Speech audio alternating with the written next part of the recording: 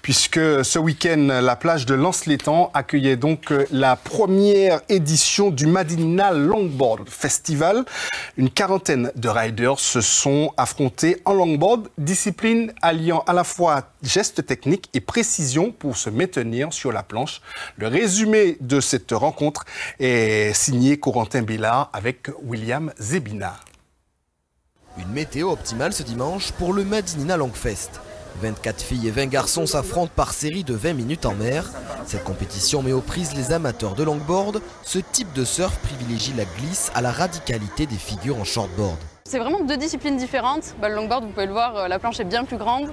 Le shortboard, ça va être un surf qui est beaucoup plus radical, qui vise à faire plutôt des manœuvres, donc des virages en haute vague par exemple, alors que le longboard, ça permet de se déplacer du tail, du coup, qui est le bout de la planche, jusqu'à l'autre bout, le nose.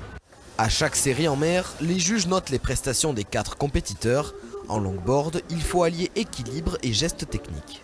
C'est un surfeur qui part sur l'eau avec de le départ et qui va directement au nose et qui tient le nose du début jusqu'à la fin dans les parties critiques. Et là, il a la note suprême, il a le 10.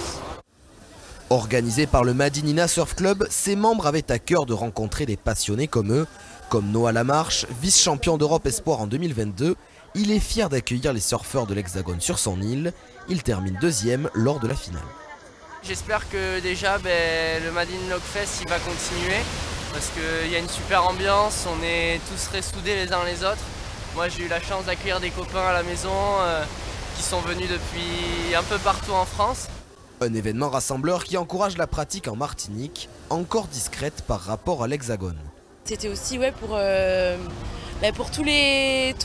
tous les adultes ou les enfants ou les ados qui aiment faire du longboard et qui n'osent pas forcément le faire en compétition d'habitude, et là se retrouvent dans un événement plus convivial et ouvert un peu à tous. Être surfeur, c'est aussi faire partie d'une grande famille.